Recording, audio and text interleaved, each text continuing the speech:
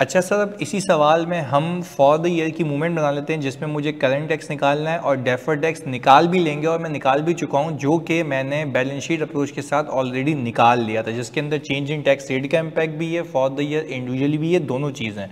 चलिए जी, अब अगर मैं देखूँ सवाल के अंदर तो मेरे पास यहाँ पे प्रॉफिट बिफोर टैक्स दिया हुआ है 455 मिलियन का। चलिए जी भाई, हमने कहा प्रॉफिट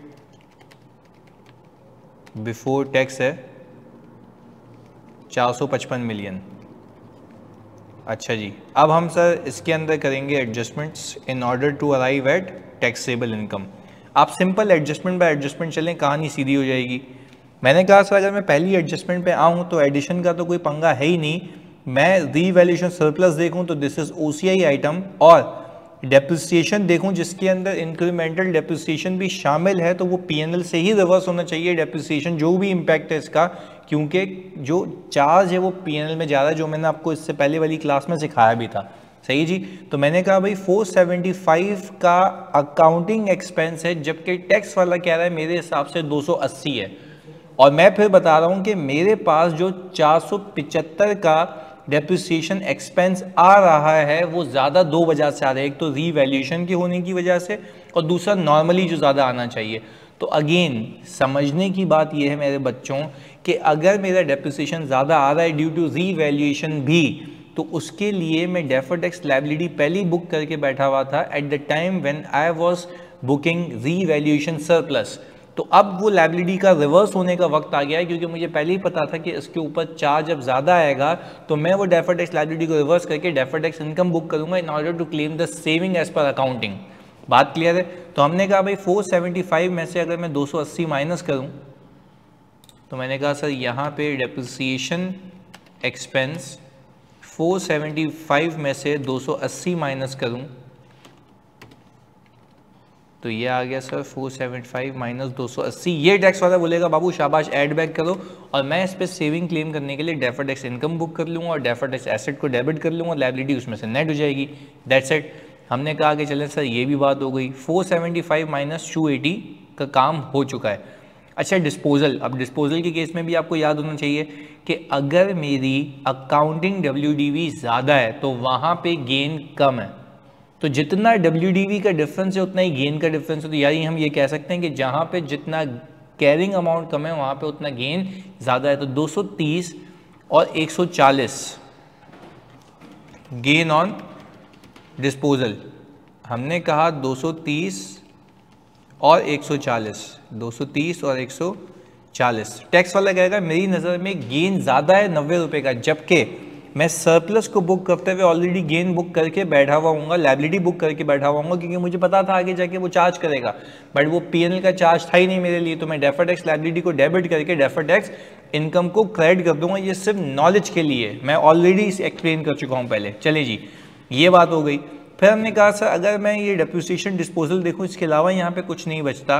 अब हम यहाँ पे देखें कि फेयर वैल्यू थ्रू ओसीआई की इन्वेस्टमेंट है, कुछ भी नहीं करना आपने इसमें, क्योंकि ओसीआई में इम्पैक्ट जाता है इसका। अब मैंने कहा 145 का आपका डिफाइंड बेनिफिट ऑब्लिगेशन का एक्सपेंस है 145, जो कि वो क्या करेगा, ऐड बैक करवा देगा। अगेन रिपीट कर रहा हूं, जो कि वो क्या करेगा, ऐड बैक करवा देगा। अच्छा 145 का एक्सपेंस जब वो ऐड बैक करवा देगा, वो बोलेगा मैं इसको नहीं मानता। मानता क्या है? मानता है वो फॉर द ईयर के कंट्रीब्यूशन को 260 को, तो वो क्या करेगा भाई 260 बोलेगा मैं डिडक्शन अलाउ कर रहा हूँ। सही है जी, हमने कहा 145 माइनस 260, तो वो बोलेगा भाई तुमने 145 का एक्सपेंस बुक किया हुआ है, 260 करना चाहिए, 115 का और बुक करो। जबकि मैं उसको कहूँगा मेरा भाई मैं तो सेविंग पिछले सालों में क्लेम ऑलरेडी करता हुआ आया था। मैं अगेन रिपीट कर रहा हूँ, मैं कहूँगा मैं पिछले सालों में ऑलरेडी सेविंग क्लेम करता हुआ आया था, डेफर्ड टैक्स इनकम बुक करके एसेट बुक करके, इनकम बुक करके एसेट बुक करके। आज मैं क्या करूँगा, उसी एसेट को रिवर्स करके डेफर्ड एक्सपेंस बुक कर लूँगा। सिंपल है, क्योंकि वो आज मुझे डिडक्शन दे रहा है, जबकि ये डिडक्शन अकाउंटिंग के लिहाज से पिछले सालों की थी, तो मैंने यहाँ पे डेफर्ड टैक्स एक्सपेंस बुक कर लिया। और अगर शॉर्टकट की बात करें, लेस करवाया तो टैक्सेबल इनकम कम, टैक्स भी कम, अकाउंटिंग का टैक्स ज़्यादा, तो वहाँ पहुँचने के लिए ऐड तो डेफर्ड टैक्स एक्सपेंस। तो हमने कहा नेट डिफाइंड बेनिफिट ऑब्लिगेशन भी हो गई सर। अब आप आ जाएं आगे, हमने कहा कि भाई ऑन जनवरी 1 जो ये है शेयर ऑप्शन वाली बात थी, fair value of grant option कितनी थी, 60 थी। हमने कहा चलें ये समझ आ गया। हमने कहा शेयर ऑप्शंस, तो मैं अगर ये कहूँ कि 60 है और डिवाइड बाय 2 कर दूँ, let me check it again कि यहाँ पे एक्सपेंस कितने का था, यहाँ पे मैंने किया हुआ था अकाउंटिंग का, कहाँ गया भाई, हमने किया हुआ था पीपी हो गया, ये रहा। अच्छा ये तो वो था,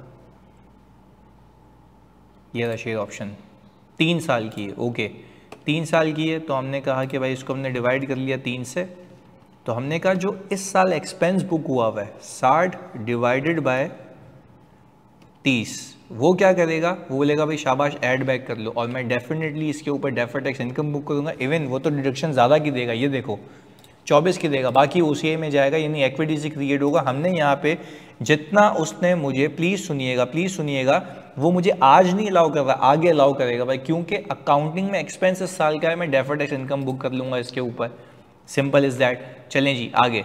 अब हमने कहा इसके बाद liabilities older than 3 years, liabilities older than 3 years की बात करूं तो वो एड बैक करवा देगा, बोलेगा भाई पहले तुम पिछले सालों में इसकी डिडक्शन क्लेम करके बैठे, आज इस पर टैक्स दे तो आगे क्लेम कर लेना जब पे करो। तो मैंने कहा सही है मैं क्लेम करूंगा, तो मैं आज इसके अगेंस्ट में डेफर्ड टैक्स इनकम बुक कर लूंगा, यानी करंट टैक्स बढ़ा देगा, डेफर्ड टैक्स को वापस से नलिफाई कर देगा, impact 0। Liabilities older than 3 years, कितने की अमाउंट आ रही है मेरे बच्चों, अमाउंट आ रही है आपकी लायबिलिटीज ओल्डर देन 3 ईयर्स की 35 मिलियन। सही है जी, ये हो गया। चलें जी, हमने ये भी काम कर लिया। अब मैं जब इसको सम करता हूं तो ये आ गया मेरा 680, ये आ गया मेरा 680। अच्छा भाई, अब अगर मैं देखूं यहाँ पे AL is subject to minimum tax 1% of revenue which is adjustable in full from the future tax liability in revenue for 2018 amounting rupees, ये तो ये आ रहा है 5300।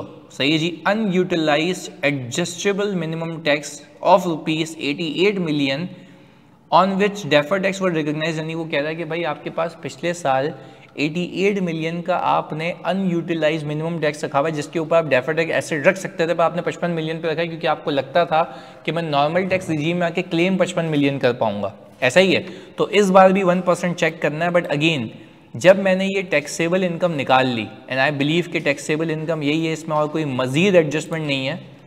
अगर मैं सवाल में देख लूँ यही एडजस्टमेंट से यही मैं कर चुका हूँ, तो मैं सिंपल एक काम करूँगा मेरे बच्चों कि मैं इसके ऊपर 27% लगा के चेक करूँगा, और 27% ही टैक्स रेट होना चाहिए मेरा इस साल का। 27% आ रहा है, बिल्कुल सही है। चलें जी, ये आ गया 27%। अच्छा, मैंने कहा नॉर्मल टैक्स,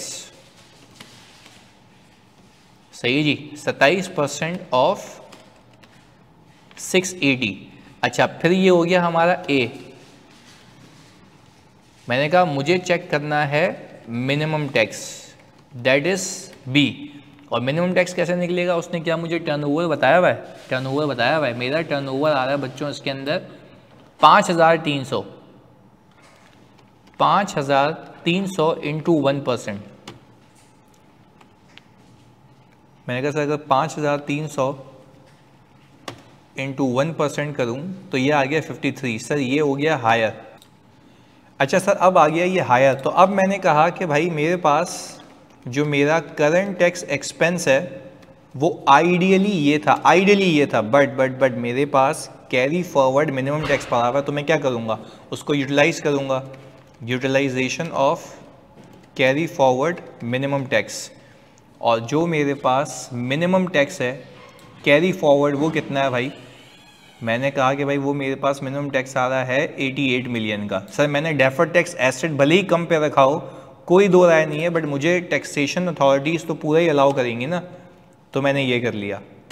अच्छा, अब मेरे पास जो नेट करंट टैक्स एक्सपेंस बच गया वो बच गया 95.60। तो मैंने कहा sir current tax expense debit और टैक्स पेएबल क्रेडिट 95.6 है। अच्छा, अब आपने क्या किया कि क्योंकि जाहिर सी बात है आपने करंट टैक्स एक्सपेंस को डेबिट किया पहले, सही जी, करंट एक्सपेंस को डेबिट किया और फिर करंट एक्सपेंस को रिड्यूस भी कर दिया इसकी वजह से 88 की वजह से, सही जी, आपका टैक्स पेबल क्या हो गया, कम हो गया। पर आपको याद होगा कि आपको अगर ये बेनिफिट पिछले साल मिला था, बेनिफिट पिछले साल रिकॉर्ड कर चुके थे, क्योंकि जिस साल का बेनिफिट है उस साल रिकॉर्ड होता है। अब आप क्या करते हैं, आपने जो प्रायर ईयर में डेफर्ड एसेट रखा हुआ था उसको डेफर्ड एक्सपेंस से नेट कर देंगे, यानी जो आपकी करंट टैक्स को कम किया वो वापस को बढ़ा देगा प्लस माइनस जीरो। यानी मैंने आपको जब इसका मिनिमम टैक्स का कॉन्सेप्ट दिया था, आपको सिखाया था कि करंट टैक्स कम हो जाएगा, करंट टैक्स कम हो जाएगा, डेफर्ड टैक्स वापस बुक करोगे plus minus zero, impact zero. But यहाँ पे इम्पैक्ट जीरो नहीं होगा, क्योंकि ये आपने सिर्फ 55 मिलियन की हद तक का रखा हुआ है।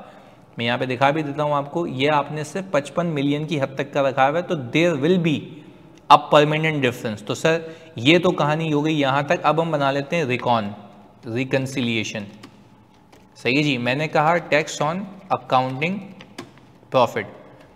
अच्छा, अब मैं टैक्स ऑन अकाउंटिंग प्रॉफिट लगाऊं तो 455 का 27%,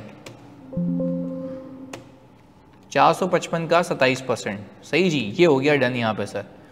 अब मैं यहाँ पर करंट टैक्स एक्सपेंस को देखूं तो मेरे पास आ रहा है वो ये। अच्छा, फिर मैं यहाँ पे डेफर्ड टैक्स बुक करूं तो आप ज़रा यहाँ पे फोकस होके देखिएगा, इसमें मुझे नहीं लगता कि मेरी इस रिकॉन के अंदर कोई परमानेंट डिफरेंस है। ये देखिएगा, इन सब पे अगर मैं देखूं तो नेट बेसिस पे मेरे पास जो बनता है, अगर मैं इन सबको सम करूं, अच्छा ये टोटल उठ गया, आ गया, मैंने इसको सम किया, मैंने कहा कि सर मेरे पास इस पे डेफर्ड टैक्स इनकम, इस पे डेफर्ड टैक्स इनकम, इस पे डेफर्ड एक्सपेंस, इन दोनों पे डेफर्ड टैक्स इनकम, सही है जी। मैंने इसको सम किया जब, तो मैंने कहा नेट मेरे पास अगर पॉजिटिव है, नेट मेरे पास अगर पॉजिटिव है, इन सब का चेक कर लो, इन सब का नेट मेरे पास अगर पॉजिटिव है मेरे बच्चों, तो मैंने कहा मुझे डेफर्ड टैक्स इनकम बुक करनी है टोटलिटी बेसिस पे। तो मैंने कहा ये लें सर, इसके ऊपर आप लगा दें 27%, इसके ऊपर आप लगा दें 27%, सही जी, 27%। अगेन रिपीट कर रहा हूँ, 27% मेरा क्या हो गया, डेफर्ड टैक्स इनकम। मैंने क्या किया सर, सिंपल इसको यूं माइनस कर दिया, ये तो आ गया फॉर द ईयर के डिफरेंसेस पे डेफर्ड टैक्स इनकम, सही है जी। फिर मैंने कहा डेफर्ड टैक्स इनकम ये आ गई, फिर मैंने कहा भाई deferred tax expense on minimum tax, जो मैंने रिवर्स किया है वो कितना है भाई 55, सही है।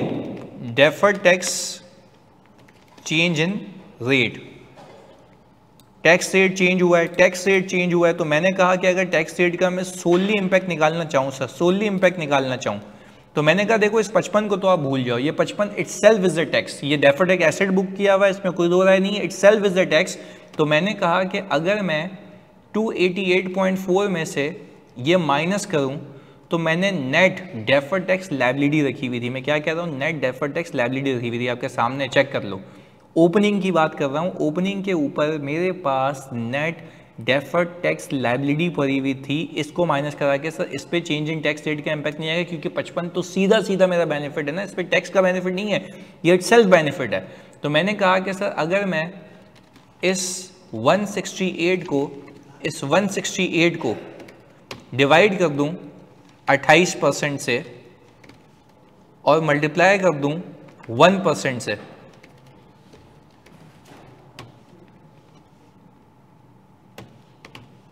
मल्टीप्लाई कर दूं 1% से, तो मैंने कहा कि भाई मेरे टैक्स रेट में कमी आई है, ये मेरी हो गई deferred tax income. Sir deferred tax income कैसे भाई, लायबिलिटी कम हुई है ना नेट बेसिस पे, तो मैंने 6 की डेफर्ड टैक्स इनकम बुक की, जो कि मेरी नीचे इनकम है, ऊपर इसका कोई अमल दखल नहीं है, ये सीधा बेनिफिट है।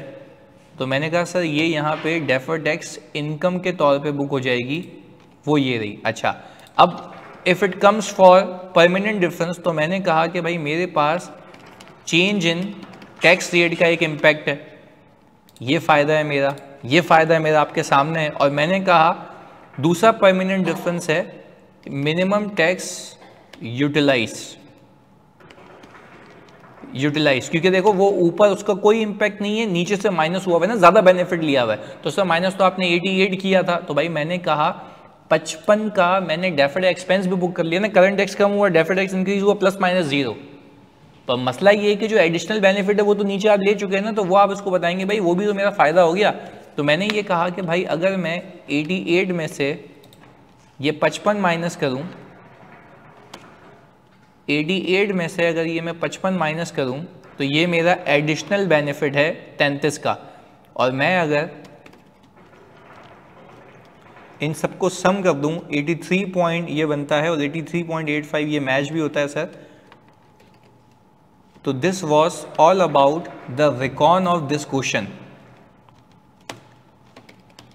तो ऐसे हम मज़ीद भी सवाल करेंगे जी। जज़ाकल्लाह।